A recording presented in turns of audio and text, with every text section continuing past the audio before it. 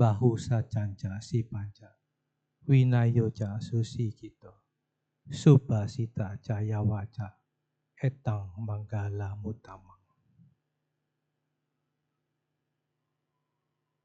Pimpinan puja bakti yang kami hormati,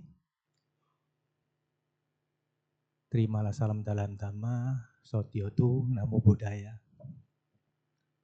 Anumodana kepada pengurus atas undangan yang disampaikan kepada saya untuk dapat mengisi sharing dhamma pada kesempatan hari ini. Kebetulan hari ini tanggal 17 Agustus ya. Ya, kita ucapkan selamat hari proklamasi kepada negara kita. 80 tahun ya. Waktu yang relatif lumayan dewasa, lumayan lama. Kalau umur orang sudah 80 tahun, Sang Buddha aja umurnya 80 ya, usianya ya. Sudah parinibbana. Ya, terima kasih kepada para pemimpin negara kita yang sudah memberikan kita kedamaian sampai saat ini. Ya, terlepas dari masalah PR yang masih banyak ya. Kita masih bersyukur kita hidup di negara yang aman. Ya, tidak ada perang, betul? Coba bayangkan kalau misalnya kita tinggal di mana, di Ukraina gitu. Anda tidak bisa duduk seperti ini. Karena apa? Sewaktu-waktu mungkin bisa kejatuhan bom. Ya. Bahkan di negara Buddhis, tetangga kita Thailand, waduh, itu perang-perangan. Ya kebetulan saya bulan 2 kemarin berkunjung ke sana. Itu dari tempatnya lokasi tembak-tembakan itu mungkin cuma 15 kilo. Perbatasan dari, kebetulan saya ada ikut program TikTok ya, mungkin pernah tahu ya, yang populer. Itu lokasinya itu di daerah yang berbatasan dengan Kamboja itu. Setelah saya lihat di peta, dekat banget. 15 kilo, kurang lebih belasan kilo dari lokasinya tempat perang-perangan antara pasukan Kamboja dan pasukan Thailand ya. Ya, sedikit intermezzo. Siapa yang belum pernah tahu saya?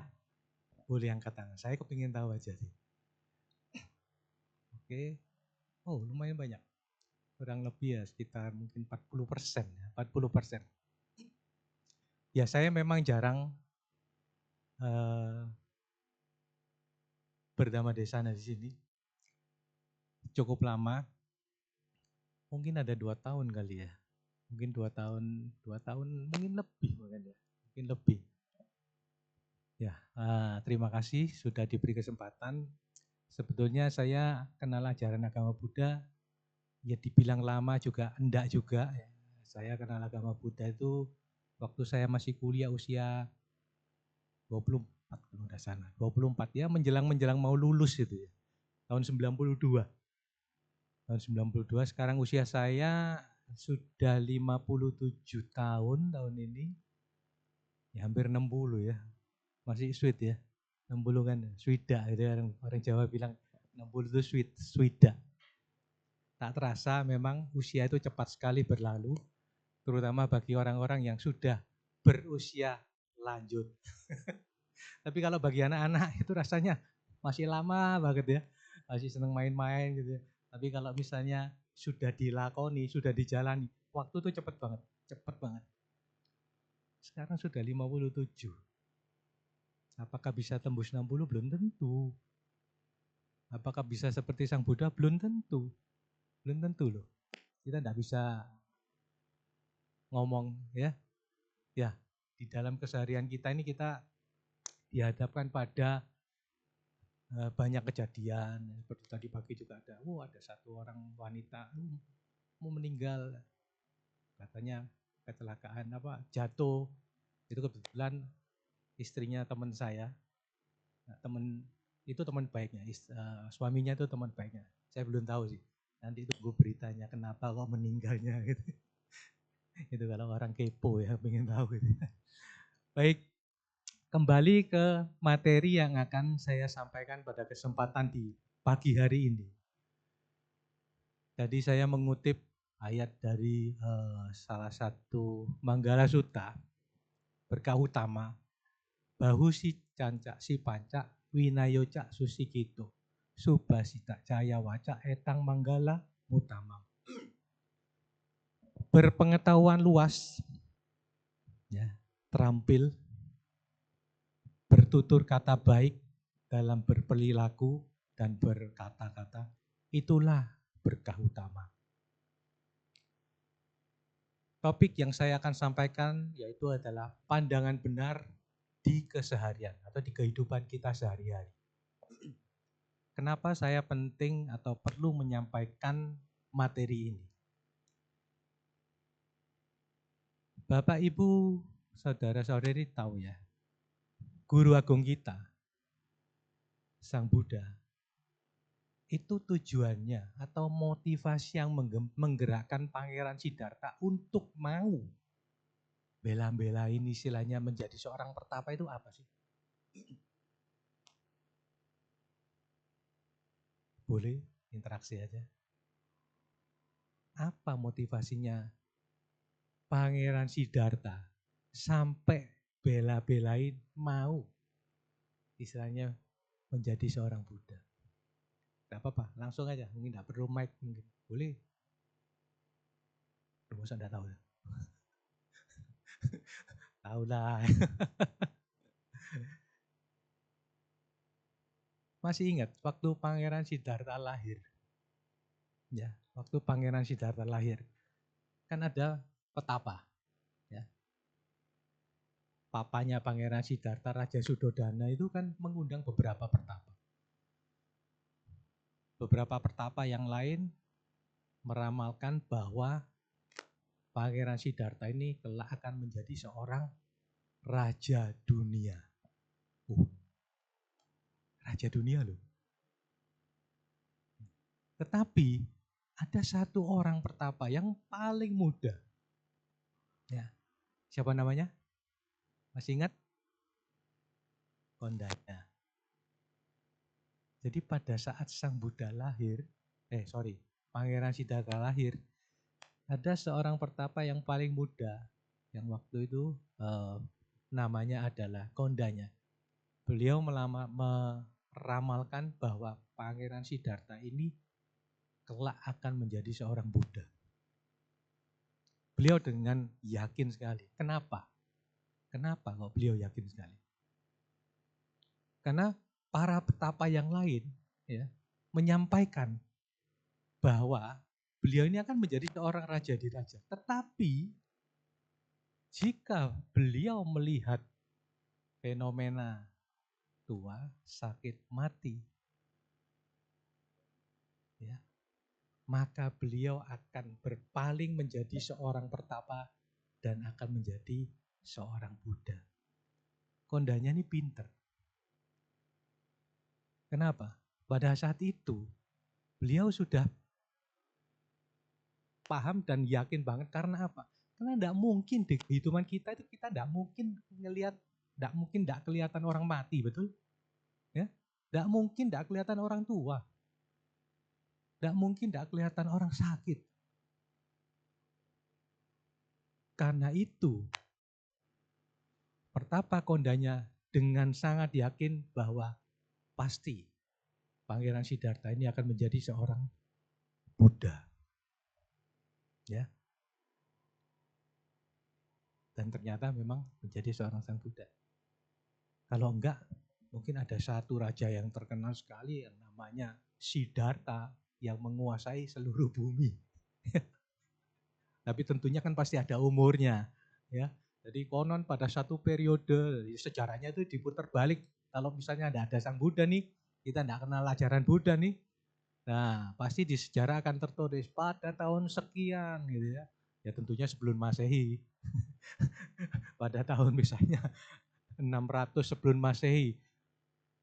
Di suatu daerah di sekarang India, waduh, ada seorang yang menjadi raja menguasai seluruh bumi. Wah, pasti ceritanya lain ya. Nah, tetapi sejarah membuktikan lain, jadi Pangeran Siddhartha menjadi seorang Buddha. Dan namanya lebih terkenal kan dibandingkan raja-raja yang lain. Siapa aja Anda sebut raja-raja yang besar-besar, Alexander the Great misalnya, terus rajanya Chongguo. Periodenya kan juga aja segitu-segitu, ya kita cuma kenal gitu aja gitu, tanpa ada sesuatu apa yang kita bisa ingat, kita yang bisa bawa, apa yang bisa kita pakai untuk membina diri kita sendiri. Tidak ada kan, ya begitu-begitu aja gitu. Jadi beruntunglah kita mengenal ajaran Buddha. Tidak banyak, Bapak Ibu, tidak banyak makhluk yang bisa menjadi manusia. Anda menjadi manusia itu sudah satu keberuntungan. Apalagi manusia yang mengenal ajaran Buddha. Meskipun males-malesan Mas ya, mau belajar, aduh sulit banget rasanya belajar gitu ya. Itu wajar sebagai manusia dan itu salah satu atau salah dua yang dikatakan sebagai rintangan batin Bapak Ibu. Nah, kembali ke yang kita mau bahas, pandangan benar. Pandangan benar ini adalah satu atau yang nomor satu daripada jalan mulia berunsur 8. Tahu ya? Tahu ya? Jalan mulia berunsur 8 tahu dong. Barusan kan apa? Kita barusan perayaan apa ini? Hah? Barusan perayaan apa ini? Asadha, Asalha. Apa sih yang diajarkan di Asalha? Ayo, saya tanya nih. Oh, kalau Waisak tahu ya? Jangan-jangan Waisak enggak tahu jadi. Waisak itu 3 peristiwa loh, bukan cuma satu loh. 3. Lahirnya Pangeran Siddhartha, beliau mencapai penerangan dan parinibbana. Nah, yang kedua nih, bahkan menurut saya sebetulnya perayaan Asada ini penting banget. Sangat penting.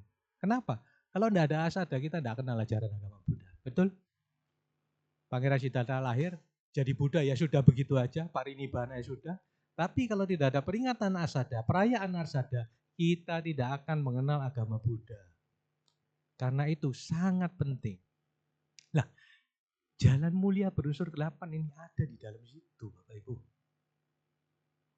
Begitu beliau pencerahan, ya, yang diajarkan pertama kali, ya, kepada 5 pertapa. Nah, ini kaitannya. 5 pertapa itu ada satu yang namanya anakodanya. Ini yang pertapa yang meramalkan beliau pada saat beliau lahir loh. Kondanya yang sama. Ya, pertapa kondanya yang sama. Orangnya sama, ya tapi sudah tua. Kalau dulu mungkin beliaunya paling junior, nah, pada saat menjadi seorang muridnya Sang Buddha yang ikut. Nah, karena beliau itu tahu kalau Sang Buddha, si Pangeran Siddhartha ini akan menjadi seorang Buddha, ini dikutitin terus nih. Dipantau terus nih. Karena beliau ingin belajar, ingin mencapai penerangan sempurna. Otomatis ya dimata-matain terus nih.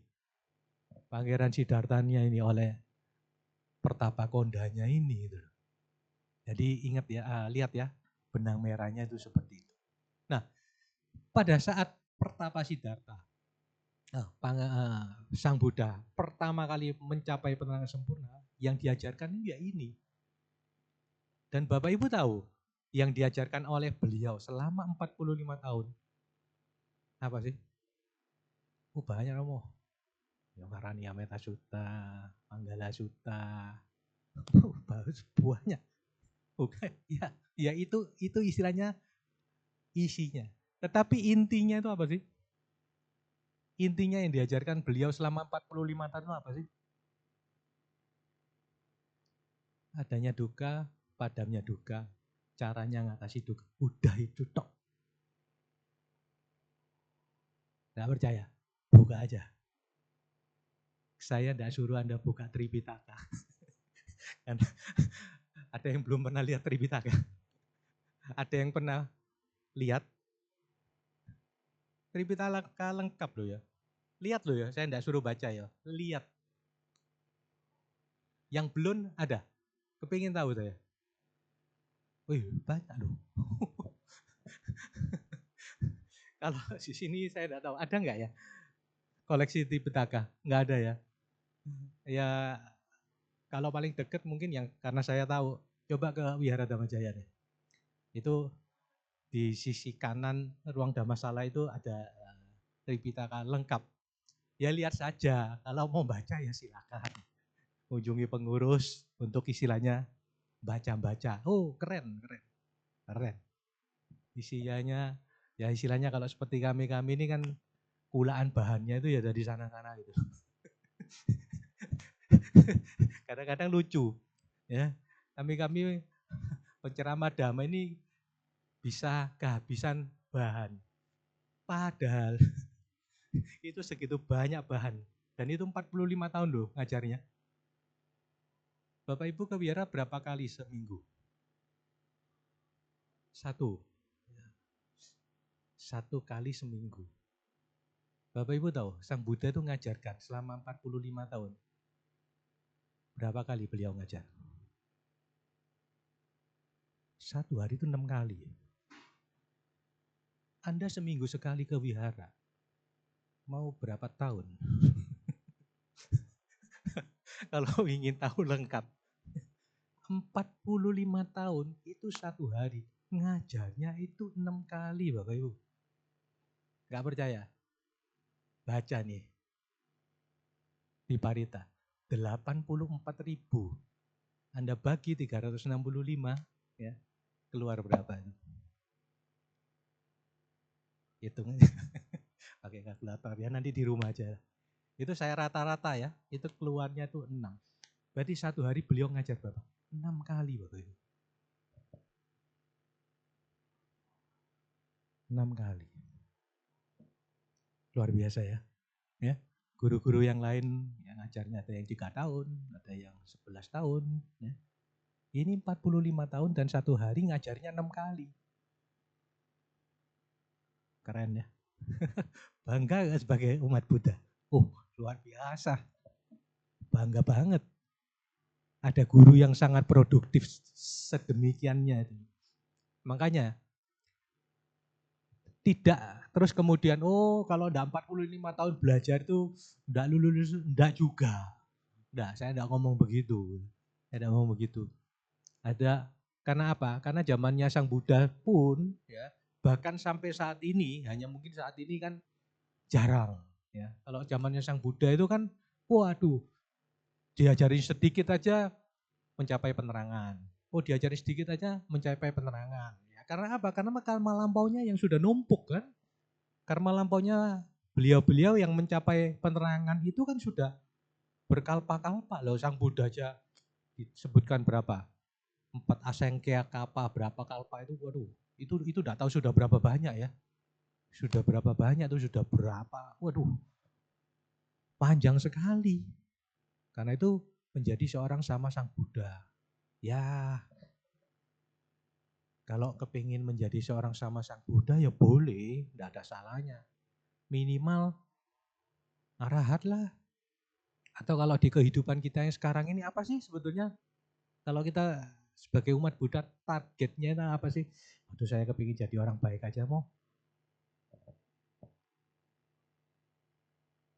Sebetulnya target minimal seorang umat Buddha itu Sotapanna itu minimal.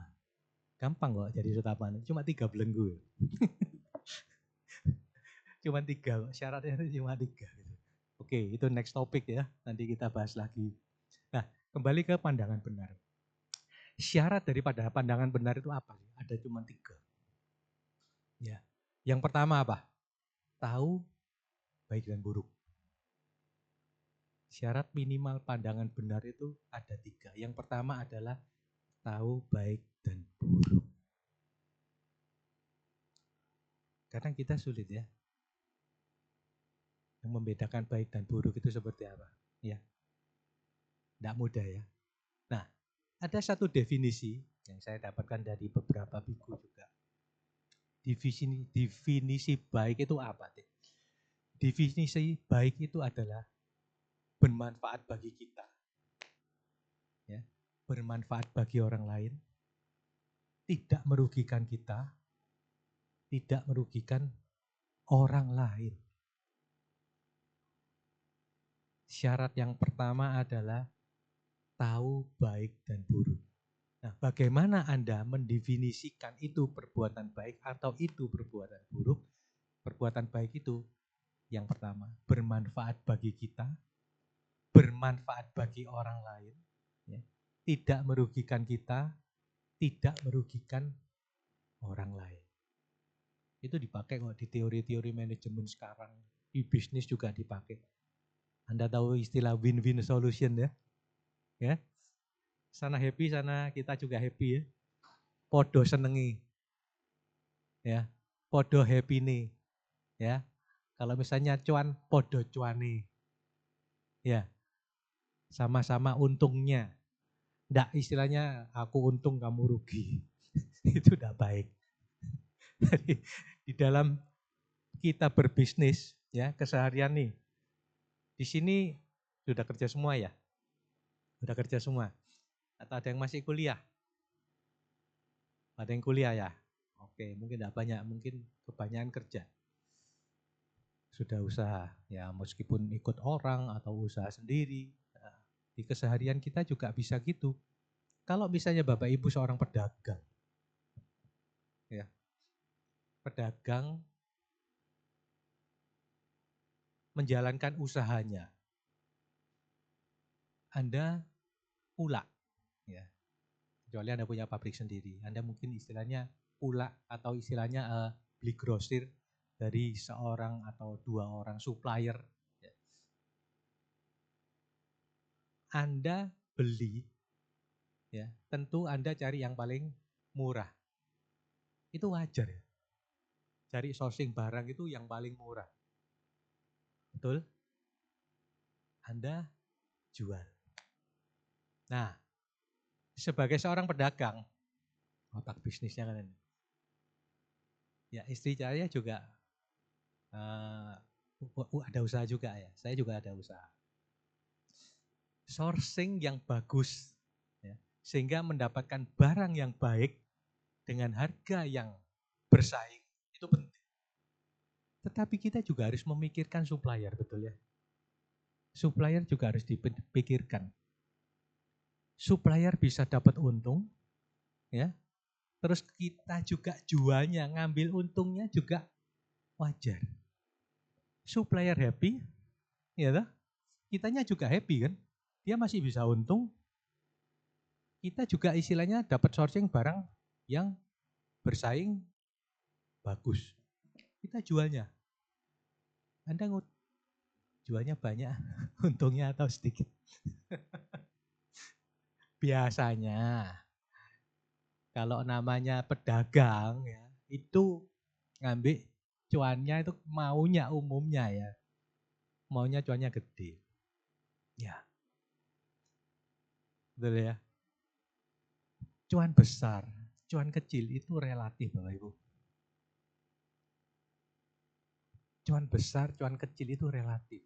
Tetapi ya, yang saya lihat sendiri, ada beberapa kebetulan kenal. Orang yang menjual barangnya dengan mengambil keuntungan yang relatif kecil ya. Orang itu sustain loh. Saya ada kenal secara pribadi dengan beberapa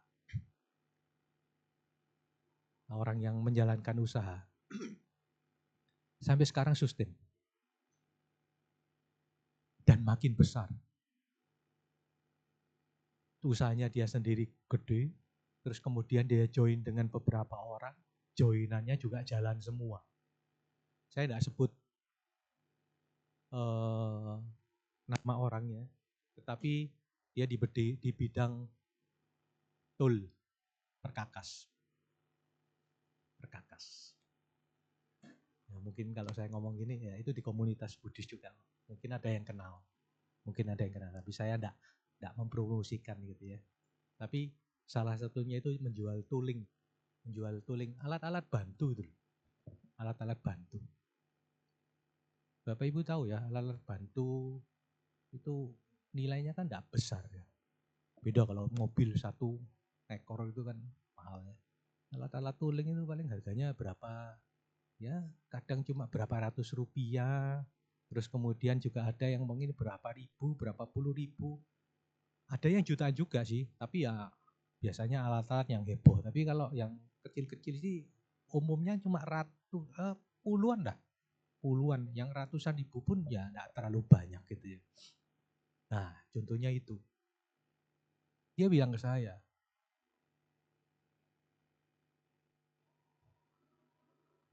istilahnya apa ya? Aku wis cuan kok. Aku wis cuan kan. Saya sudah untung. Dengan untung segini, aku sudah bisa untung. Nah, mungkin karena orang-orang tahu di tokoku ini jualnya harganya murah, barangnya bagus. Akhirnya usahaku ya rame. Dan itu sampai sekarang. Ini sekarang yang menjalankan sudah generasi yang kedua, yang founding father-nya itu yang sudah sekarang ya jalan-jalan lah. Ya, baksos ke sana kemari lah. mungkin ada yang tahu yang saya ngomong gini, mungkin ada yang tahu gitu. Jadi waktunya sekarang dipakai untuk sharing, berbagi. Nah, ini salah satu contoh Bapak Ibu. Ya. Jadi aplikasi daripada untung bagi saya, untung bagi orang lain. Tidak merugikan saya, tidak merugikan orang lain. Sama-sama happy. Ini contoh kalau misalnya kita di bidang usaha. Ada lagi kalau misalnya kita sebagai apa? Karyawan. Saya juga pernah jadi karyawan 25 tahun. Saya merasakan kerja sebagai budak korporat. Kalau iklannya itu kan, rokok itu kan budak korporat itu kan yang di radio itu. Waduh, kerja di korporasi itu memang luar biasa ya, karena target gitu ya. Wah, tapi enjoy aja gitu. Enjoy aja. Nah, di dalam kita bekerja pun, ya, itu kita happy. Ya, kita juga seneng kerja juga istilahnya tidak sembarangan, ya, pedomannya perbuatan baik buat kita, ya, baik juga buat perusahaan, baik buat kita sebagai misalnya orangnya prinsipal, juga baik kepada distributor. Ya. Coba aja cek orang-orang yang mungkin pernah, ya saya kerja di perusahaan cukup besar, perusahaan Eropa.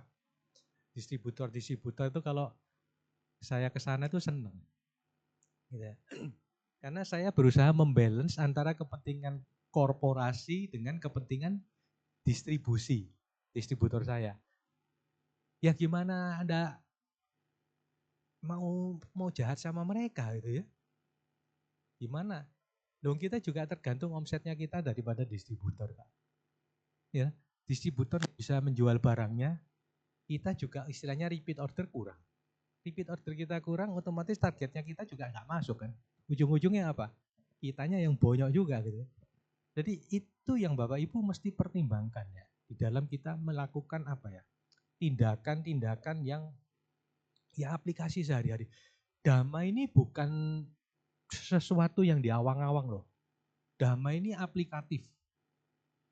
Sangat-sangat bisa kita lakukan di dalam keseharian kita. Ini petunjuk hidup menjadi baik, damai. Jadi lakukanlah upaya-upaya yang tidak merugikan diri sendiri dan tidak merugikan orang lain. Ya. Syarat yang pertama itu, baru pertama loh. Yang kedua apa? Pandangan benar. Paham hukum karma Bapak Ibu. Dan buahnya. Anda kalau tahu hukum karma dan buahnya, Melakukan kebajikan buahnya kebahagiaan. Melakukan keburukan buahnya penderitaan. Secara otomatis Anda akan melakukan sila dengan baik. Secara otomatis, udah enggak usah dihafal. Kita kan cuma 5 sila ya, Bante itu 227 sila. Secara otomatis ya, kita tahu karma baik, karma buruk melakukan pembunuhan. Tahu ya? Karma buruk melakukan pembunuhan apa? Ya. Efeknya tidak tenang hidupnya, sakit-sakitan, ya toh? Contohnya itu. Kemudian melakukan pencurian atau mengambil barang yang tidak diberikan. Hati-hati, terjemahannya tidak mengambil barang yang diberikan. Ya, lebih luas loh. Kalau mencuri itu kan istilahnya Anda proaktif punya niatan untuk mengambil barangnya orang. Ya, barangnya orang di sana itu Anda ambil itu. Tapi kalau misalnya tidak mengambil barang yang tidak diberikan, barang geletaan di pinggir-pinggir jalan itu bukan milikmu toh. Meskipun kelihatannya itu tidak berharga, Bapak Ibu jangan ambil. Kecuali ditulis silakan ambil. Ada tuh banyak tuh kalau misalnya orang habis bongkaran pasir, silakan ambil pasir. Nah, ada tulisannya itu kan, silakan ambil. Tetapi Bapak Ibu, kalau tidak ada tulisannya seperti itu, meskipun seolah-olah barang itu tergeletak tanpa empunya, jangan diambil. Saya pernah punya pengalaman buruk loh. Saya pernah punya pengalaman buruk dan itu memalukan. Mungkin saya pernah cerita ya di sini ya. Itu memalukan banget itu. Jadi istilahnya ada istilahnya goodie bag tergeletak di samping. Nah, selesai acara biasanya kan kita kan namanya acara goodie bag, itu kan pasti sisa daripada event. Nggak ada yang punya kan? Teman saya lewat, iki goodie bag nganggur iki, pasti iki kan alat promosi. Ambil, diambil satu dikasihkan saya. Duh, ini dari samping itu, iki pasti kan alat promo, dia bilang gitu. Dia kan perlu juga, pasti kepingin kita tahu kan apa yang dipromosikan. Di pikirannya dia seperti itu loh. Udah diberikan ke saya. Terus dia bawa satu. Terus waktu itu saya ke counter, habis dari counter, satpam mendekati saya. Pak, tadi lewat jalan itu ya? Iya. Tadi ada Bapak ngambil sesuatu enggak? Saya tidak mengambil sesuatu, tetapi saya diberi teman saya. Maaf Pak, itu masih dipakai. Sampai begitu loh. Jadi hati-hati Bapak Ibu. Ya, hati-hati loh. Jangan, ya itu kalau sekedar goodie bag itu. Tapi kalau barang yang lain, Anda bisa istilahnya kena undang-undang gitu ya. Ya, di dalam keseharian kita, 5 sila, itu yang paling banyak kita sering ketemuin itu yang kedua, ya, keempat, sama yang kelima biasanya. Ya, kalau bunuh ya, kapan sih Anda bunuh? Bunuh nyamuk ya, itu enggak setiap hari kan. Saya enggak tahu kalau di rumahnya banyak nyamuk, tapi di rumah saya syukur. Enggak tahu nyamuk kenapa males ke rumah saya gitu. Saya jarang. Tapi yang kedua ini, mencuri itu tadi. Mencuri ini implikasinya banyak loh. Kalau itu kan ada mencuri secara aktif atau tidak aktif ya, pasti. Yang kerja di sini, jam istirahat kantor jam 12 sampai jam 1. Datang setengah 2 itu nyuri loh. Enggak sadar ya. Nyuri waktu itu. Nyuri waktu.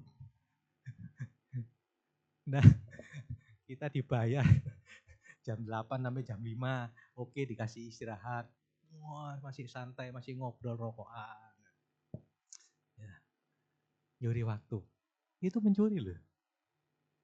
Melanggar sila loh. Kenapa? Karena itu merugikan orang. Merugikan perusahaan kan, betul? Kalau kita sebagai karyawan, ya kita tidak mau dibegitukan kalau kita suatu saat menjadi yang pengusahanya. Iya dong, tet. Kan sampai ada bela-belanya, ada jamnya tuh tet gitu. Oh, masuk, oh tet, keluar, sudah. Ya itu, pentingnya itu gitu loh Bapak Ibu. Mencuri waktu.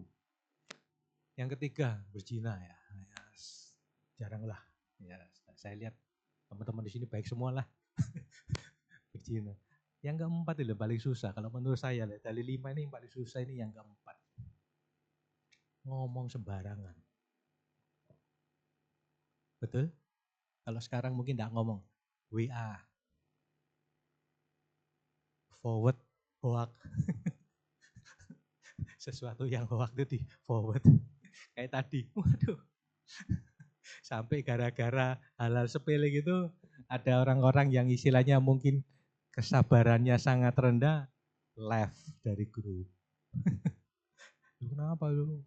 Alah, mau coba begitu aja gitu ya. Iya, ya kita enggak tahu loh.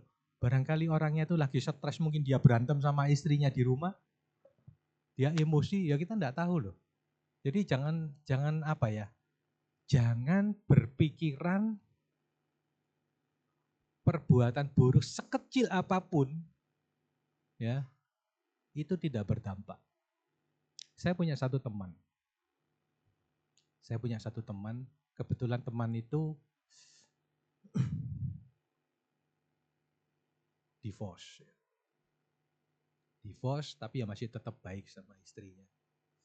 Nah, lama nih enggak ketemu sama teman-teman kuliah nih. Kemarin saya aja, ayo ke kampus.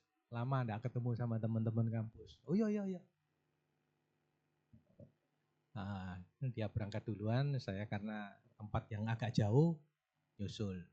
Datang duluan, terus kemudian dia bilang, aku tak cabut sih ya, ono sing perlu sing saya kerjakan. Oh iya, gak apa-apa, memang ada keperluan ya, ini kan cuma ngobrol-ngobrol reuni pertemuan beberapa orang, enggak ada planning mateng lah, sekedar ketemu, makan, lihat-lihat kampus lama, nah, ya udah. Terus tapi apa yang dia sampaikan ke saya? Wan, aku males makanya kalau misalnya ketemu teman-teman lama itu. Kenapa?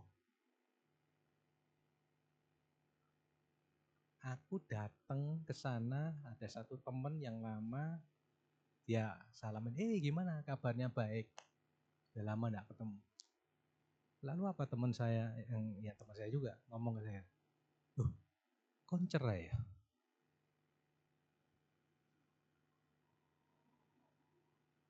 Enak enggak omongan itu? Sudah sekian lama enggak ketemu. Yang ditanyain gimana, sehat apa enggak? Kamu cerai ya? Itu mukanya itu langsung, waduh, emosi, sampai istilahnya, ya udah, saya baik-baikin. Dia beragama lain, cuma ya anu lah, lagi seneng-senengnya belajar meditasi. Omongan itu tidak perlu Bapak Ibu. Tidak ada manfaatnya. Apa manfaatnya coba? Saya tanya, manfaatnya apa? Tidak ada. Tidak ada manfaatnya. Kata-kata yang tidak bermanfaat itu tidak sebaiknya dikatakan. Makanya saya ngomong paling sulit itu sila keempat. Bergunjing. Ngomong yang tidak bermanfaat. Ngerasani. Ngadu domba. Ngomong kasar. Oh, itu termasuk sila keempat semua loh itu. Termasuk texting yang tidak senonoh. Ngomong dilempar di grup. ngomongnya guyonan, memang guyonan.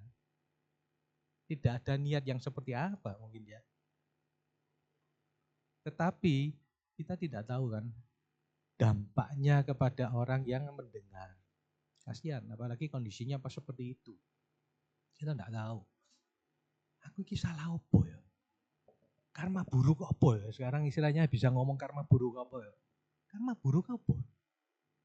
Aku kok bisa sekian lama tidak ketemu mau reuni, tiba-tiba dapat serangan seperti itu. Ya sudahlah, praktekkan istilahnya apa yang kamu latih di meditasimu. Tidak mudah Bapak Ibu. Ya. Tetapi kalau misalnya kita tahu, kita bisa menjaga ya dengan istilahnya kalau misalnya kita melakukan keburukan itu akan kembali ke kita berupa penderitaan, maka kita tidak akan melakukan keburukan. Sesimpel itu. Udah enggak usah belajar yang muluk-muluk lah, sulit lah. Itu buat Romo sama Bante aja. Pegang prinsip itu aja. Ya, itu yang kedua. Yang ketiga, paham 4 kesunyataan mulia. 4 kesunyataan mulia ini yang disampaikan juga oleh Sang Buddha di Asada. Jadi di Asada itu lengkap Bapak Ibu. Lengkap.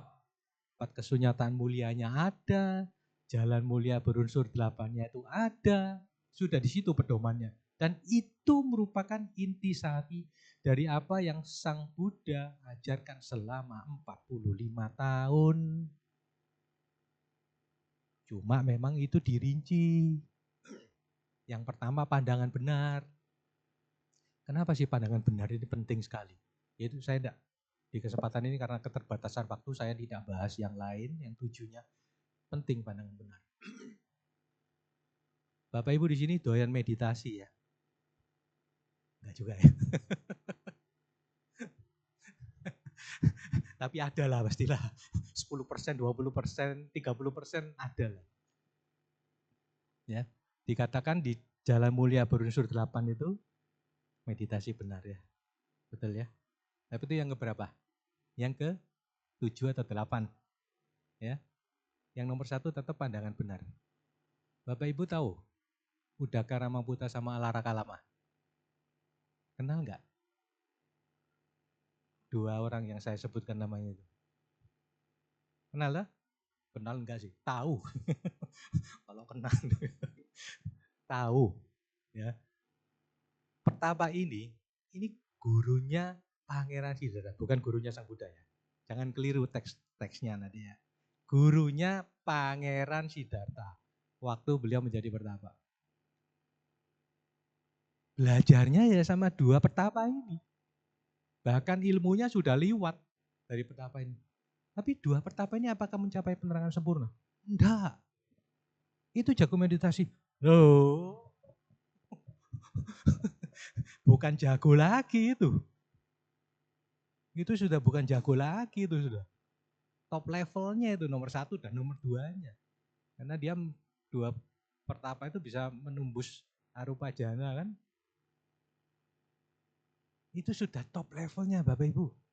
Tetapi dikatakan di sutta, meskipun sudah mencapai arupa jana tetapi sotapana pun belum. Sotapana pun belum Bapak Ibu. Karena apa? Karena masih ada pandangan salah. Pandangannya salah, gimana mau pikirannya benar. Pikirannya salah, gimana mau ucapan, perbuatan, mata pencaharian, konsentrasi bawahnya otomatis nyerenten nyambung semua dong. Ininya harus dibenahin dulu. Makanya enggak bisa. Mencapai penembusan enggak bisa meskipun meditasinya ngelontok. Pols. Jedok. Tetapi ya, beliau-beliau yang seperti ini nyoteknya gampang. Ingat seperti yang tadi di awal, banyak kan waktu zaman Sang Buddha, dikasih 1 sutta, mencapai pencerahan. Dikasih 1 juta mencapai pencerahan. Ya karena apa? Meditasinya jago. Meditasinya jago. Begitu dibuka pandangannya, pleng, langsung teng, teng, teng, teng. Pencerahan. Loh, alama dan Udaka Ramaputra itu pertama kali Sang Buddha begitu mencapai penerangan sempurna kan nyarinya dua beliau ini kan. Dicari. Oh, enggak bisa. Karena sudah lahir di alam arupa jana. Loh gimana mau ngajar? Enggak punya kuping, enggak punya telinga, enggak punya mulut. Alam arupa jana itu kan enggak ada fisiknya. Ya saya enggak tahu ya. Ini kan cuma baca. Saya juga tahu. Saya belum bisa melihat ke sana gitu ya. Ini baca, tapi di situ disebutkan bahwa ya kalau misalnya dewa itu kan masih punya tubuh kasar, ya. Makanya dewa itu masih punya jenis kelamin, ada cewek, ada perempuan, ada laki-laki. Ya, tapi kalau arupa jana itu sudah tidak berbentuk, tidak punya fisik. Tidak punya fisik, mau ngajar gimana? Apakah itu menderita? Menderita sih mungkin enggak ya. Karena itu kan termasuk alam-alam bahagia. Tetapi itu berkalpa-kalpa loh. Mungkin enggak tahu Buddha yang keberapa nanti itu barusan ketemu mungkin ajaran Sang Buddha lagi ya bisa mencapai penerangan. Tetapi lama kan. Jadi terpending nih. Timbulan karma baiknya banyak. Tetapi enggak mencapai penerangan sempurna terus gitu loh. Apakah nanti di zamannya Buddha Maitreya? Enggak tahu. Zamannya Buddha Maitreya mungkin keliwat kali ya. Karena itu kan berkalpa-kalpa itu. Usianya di alam tersebut. Gitu loh. Apakah di situ happy ya saya enggak tahu juga gitu loh. Tapi itu termasuk alam yang bahagia. Bukan alam yang menderita. Alam menderita tahu kan 4 itu toh. Binatang. Terus kemudian peta. Asura. Sama neraka. Asura itu meskipun punya kemampuan tapi ya menderita loh alam asura itu. Alam asura. Alam binatang ya menderita loh. Mungkin orang-orang berpikiran kadang-kadang, loh ini anjingnya ini enak kok makanannya. Dagingnya itu aja lebih mahal daripada daging saya loh. Kalau misalnya anjingnya orang kaya tuh ya. Saya juga punya anjing. Anjingnya. Tapi kemana-mana begitu ditonton gitu, ngedus. Yang dihobiin itu ya apa? Ya cari-cari kotoran-kotoran itu gitu loh. Itu paling hobi tuh anjing itu. Kalau mungkin yang punya anjing tahu ya kebiasaannya anjing seperti apa. Nyosornya gitu. Kita yang manusia ngelihat anjing itu.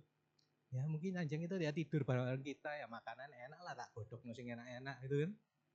Tapi ya itu makhluk menderita Bapak Ibu. Mungkin sama seperti dewa ngelihat kita ya. Ya. Dewa itu kan levelnya lebih tinggi nih. Kita ini manusia lebih tinggi daripada si anjing kan. Dewa itu levelnya lebih tinggi dari manusia. Mungkin lihat manusia juga, manusia ini kotorannya kotor melulu nih, bau nih. Ya saya kira-kira mungkin analoginya seperti itu gitu ya.